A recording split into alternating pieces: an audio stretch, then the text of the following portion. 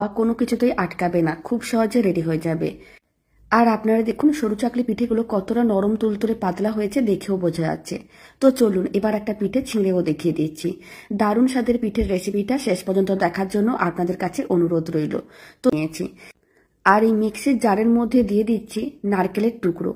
এখানে আমি বেশ কিছুটা পরিমাণ নারকেল টুকরো দিয়ে দিলাম, আর যে কালো খোসার মতন থাকে সেটা কিন্তু আমি কেটে বাদ দিয়েছিলাম। তারপর জল দিয়ে ভালো করে ধুয়ে নিয়েছিলাম। এবার ঢাকনাটা বন্ধ করে দিচ্ছি। তারপরে 10 সেকেন্ডের মতন মিক্সিটা চালিয়ে নিতে হবে, এতে নারকেল কোড়াটা খুব সুন্দরভাবে রেডি হয়ে যাবে। আপনারা দেখুন নারকেল কোড়াটা রেডি হয়ে গেছে, কোনো রকম জল দেওয়া যাবে না, এইভাবেই নারকেল কোড়াটা রেডি করতে হবে। এখন নারকেল কোড়া এক সাইডে রেখে দিতে হবে। এবার আর একটা বড় সাইজের মিক্সির জার নিয়েছি, তার মধ্যে আমি দিয়ে দিচ্ছি 1.5 বাটি সুজি। এখানে 200 গ্রাম সুজি আছে, আপনারা যে কোনো বাটি বা গ্লাস মিলিয়ে নিতে পারেন। সমস্ত সুজিটা দেওয়ার পরে এখন আমি দিয়ে দেবো স্বাদ অনুযায়ী চিনি। এখানে আমি 50 গ্রামের মতন চিনি দিয়েছি। চিনি খুব বেশি দেওয়ার দরকার নেই। যদি সরু চাকলি পিঠের ব্যাটারটা খুব বেশি মিষ্টি করে বানানো হয় তাহলে কিন্তু ফ্রাইং প্যান বা তাওয়ার মধ্যে আটকে যেতে পারে। এবার অল্প একটু লবণ দিয়ে দিলাম, 4 চামচের 4 ভাগের 1 ভাগ। আর আমি দিয়ে দিচ্ছি ওই বাটির 1.5 বাটি জল, মানে যতটা সুজি ঠিক ততটাই জল। এখানে আমি রুম টেম্পারেচারের জলই ব্যবহার করেছি, কোনো রকম ঠান্ডা বা গরম জল নিইনি। আর সরু চাকলির ব্যাটারটা একটু পাতলা করে বানাবো। প্রথমে কিন্তু যতটা সুজি ঠিক ততটাই জল দিয়ে খুব ভালো করে সুজিগুলোকে পেস্ট করতে হবে, যাতে মিশ্রণটা একেবারেই মসৃণ হয়। খুব ভালো করে পেস্ট করে নিয়েছিলাম, আপনারা দেখুন মিশ্রণটা একেবারেই মসৃণ। এবার এই সুজির মিশ্রণটাকে একটা মিক্সিং বোলের মধ্যে নিয়ে নিতে হবে।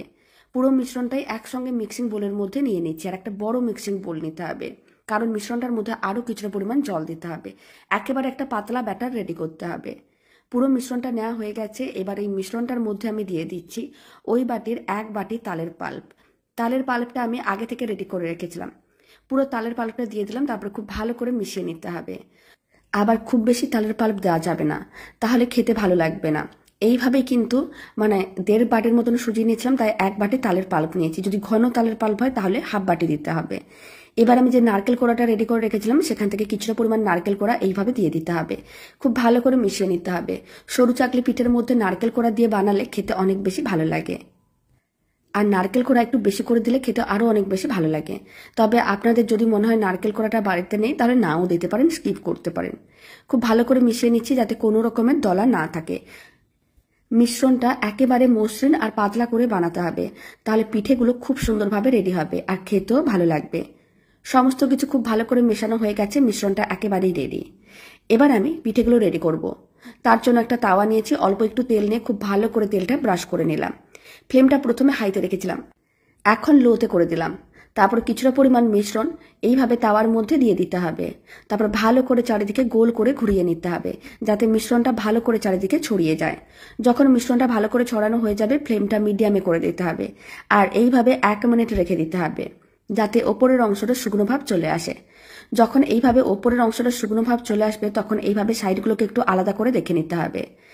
আর যদি সাইডগুলো আলাদা হয়ে যায় তখন এরকমই ফোল্ড করে নিতে হবে, আর একটা প্লেটের মধ্যে রেখে দিতে হবে।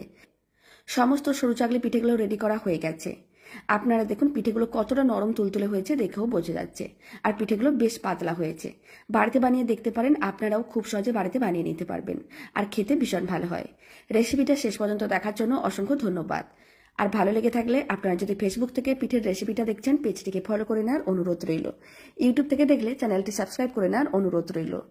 আর পাশে থাকা বেল আইকনটি প্রেস করে নেবেন নতুন রেসিপির আপডেট সবার আগে পাওয়ার জন্য। বাড়িতে বানালে কমেন্ট বক্সে জানাতে একেবারেই ভুলবেন না পিঠের রেসিপিটা খেয়ে আপনাদের কেমন লাগে।